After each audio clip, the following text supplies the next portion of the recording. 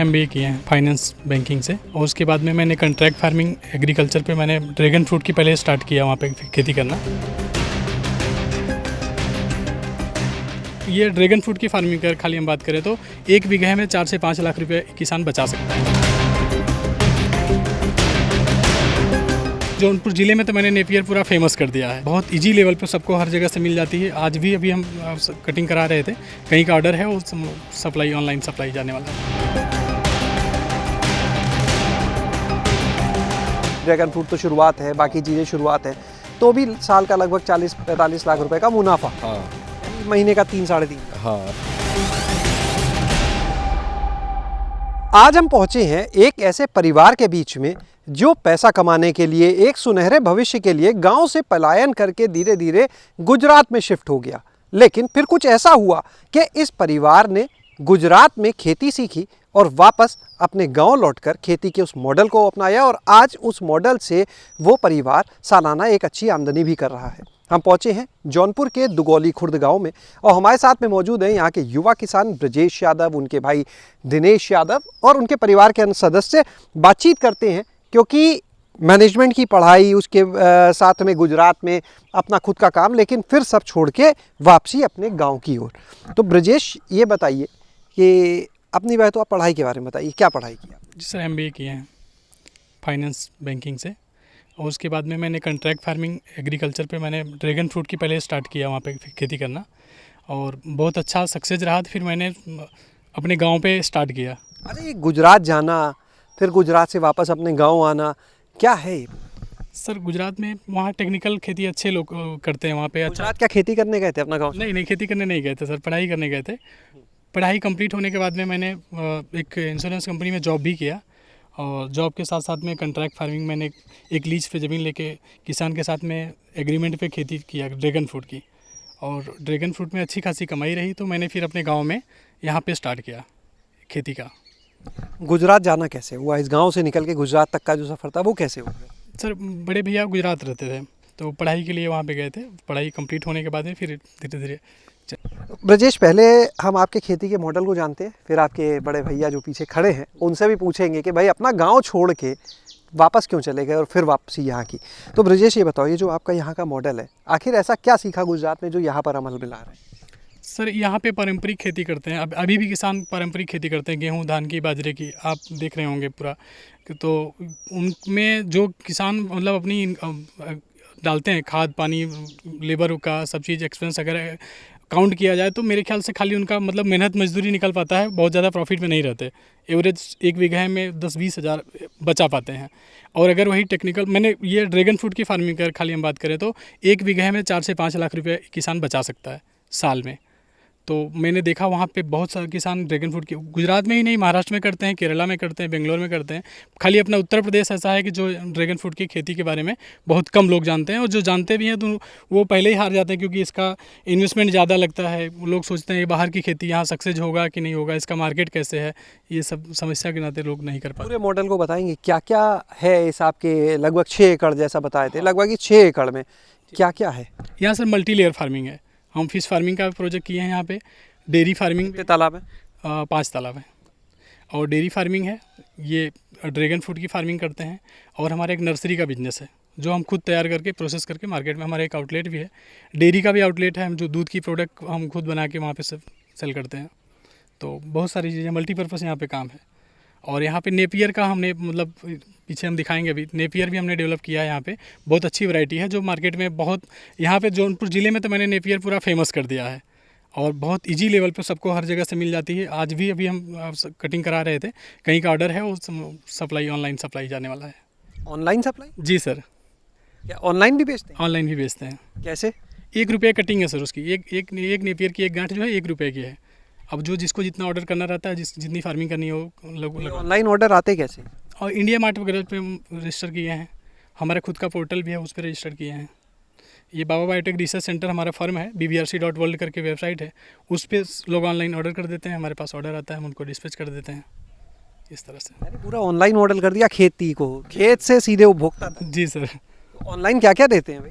Online हमारा घी भी online है, और नेपियर भी ऑनलाइन है, बाकी और सारा बहुत सारे उत्पाद हम आगे समय में करने वाले हैं, तो हम सब ऑनलाइन अवेलेबल कराएंगे। ऐसी क्या चीज़ें थी जो गुजरात में देखी और उनको यहाँ पे लागू किया?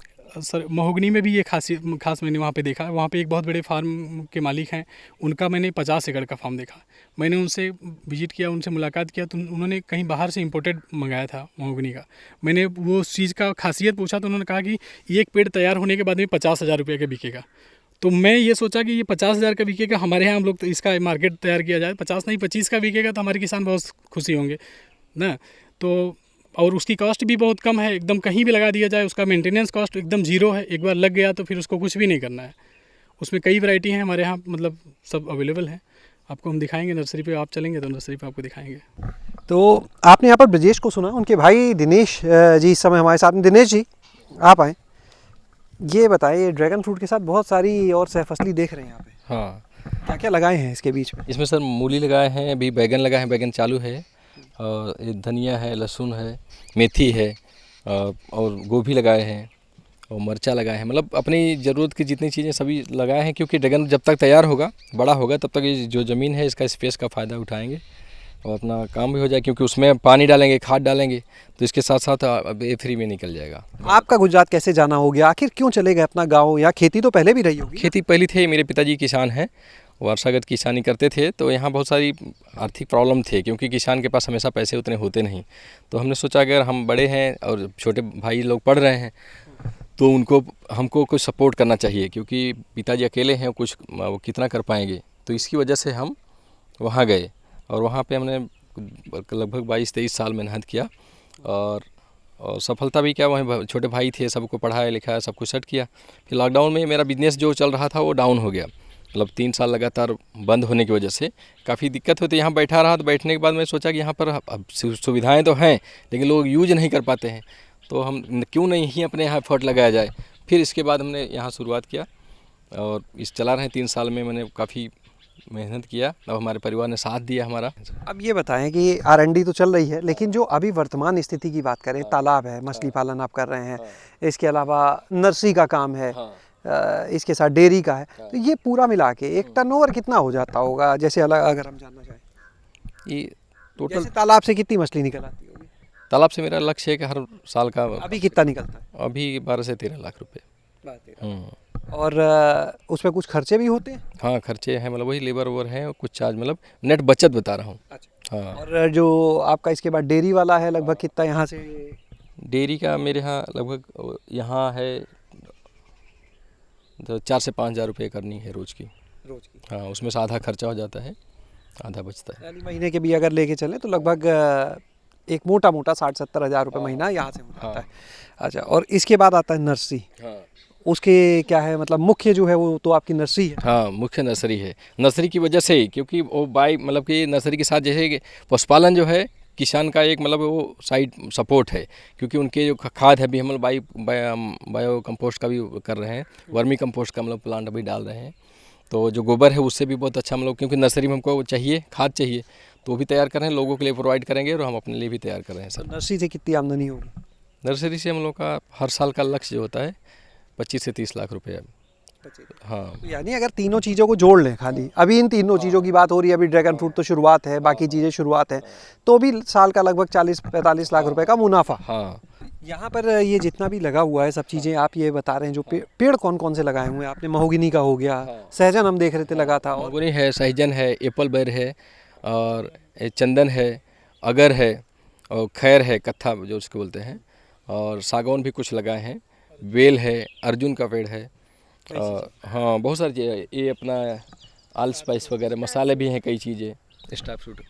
तो परिवार के अन्य सदस्य भी इस काम में पूरा सहयोग करते हैं। दिनेश जी की जो पत्नी है वो यहाँ मौजूद हैं, आप आइएगा तो उनसे भी बातचीत करें। क्या नाम है आपका? कंचन। कंचन जी, बताइए, आप भी जब ये गुजरात में रहे तो आप साथ में वहाँ पे रहे होंगे, तो वहाँ पर क्या करते थे आप?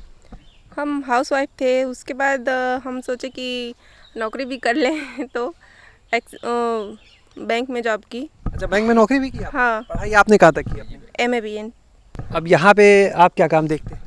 हम डेयरी का देखते हैं, पशुपालन का। तो यानी अब फिर से वर्किंग हो गए आप? हाँ, फिर से वर्किंग हो गए। ब्रजेश, आगे के लिए क्या सोचा हुआ है, क्या करना है? सर अभी हमारा एक लास्ट टाइम एक इंटरव्यू था, मैंने एक संकल्प लिया था कि 2025 तक 1 करोड़ पौधे लगवाना।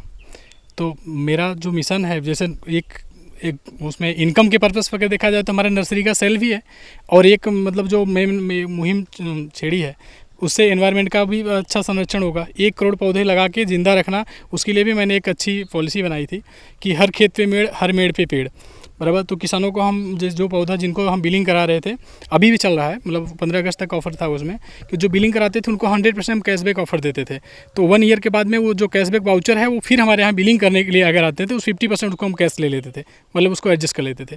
तो हमारे नर्सरी का सेल भी उससे अच्छा खासा बहुत अच्छा रिस्पॉन्स रहा है। तो आपने इस पूरे मॉडल को देखा है। इस खेत में एक खास चीज़ जो बातों में और निकल के आई वो आपने देखी कि आप जब पेट्रोल भरवाते हैं वहाँ पर आपको कैशबैक के ऑफ़र मिल सकते हैं।